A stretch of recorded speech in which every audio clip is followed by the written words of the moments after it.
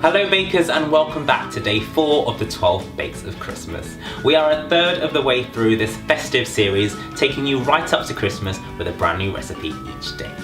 If you missed yesterday's recipe for this incredible foot-long pigs in blankets, then make sure you check out the links down below in the description to catch up. But let's see what brand new recipe we have waiting for you today. The Hot Toddy is one of my favourite winter drinks and is also great to drink if you've got a cold. So I'm going to show you how to make the alcoholic and non-alcoholic versions of this classic festive drink. Now the Hot Toddy is traditionally made with whiskey, which is what I'm going to do today, but if you're not a fan you can always substitute it for a different type of alcohol. So why not try rum? Spiced rum works really well, or why not give amaretto a go? To begin, you want to get a saucepan and add in 200 milliliters of water for each drink. Next, you want to add in a tablespoon of honey, 1 teaspoon of cloves, a cinnamon stick, and half a tablespoon of lemon juice. Before you juice your lemon, it's a great idea to cut off a few slices and use them as a garnish later. Stir your mixture through and allow it to heat until it's nice and hot, but not boiling.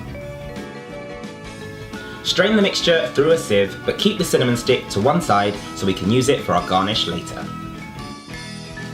Once it's ready, you can measure out your shot of whiskey. I've gone for 30 milliliters in this lovely light up shot glass. Pour it into your mug and then add in your hot water mixture. Give the Hot Toddy a good stir and then you're ready to finish it with a cinnamon stick and your slice of lemon.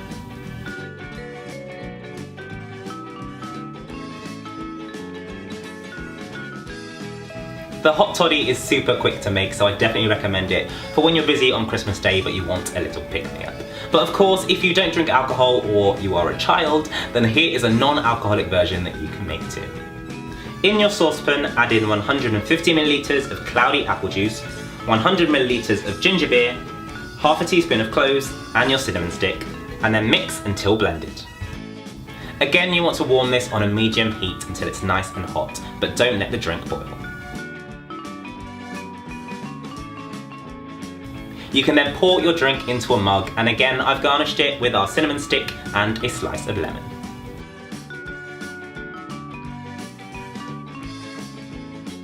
And voila! 2 super simple festive drink recipes that are great if you drink alcohol or not. So there you go, another super simple recipe. If you're going to try this one out, let me know down below in the comments what you think, and if you make any variations to the recipe with different alcohol or different flavours, I'd love to hear your ideas too. That is all for this recipe, but if you want to see more from the 12 Bakes of Christmas, make sure you hit that subscribe button, and I'll see you tomorrow.